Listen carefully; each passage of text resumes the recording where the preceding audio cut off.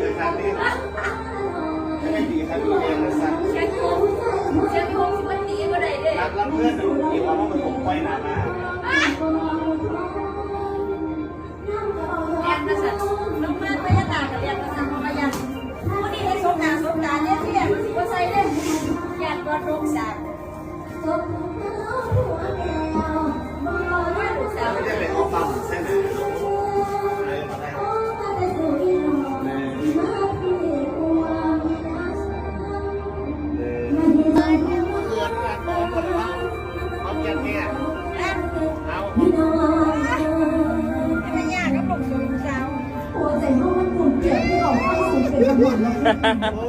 เกิดหั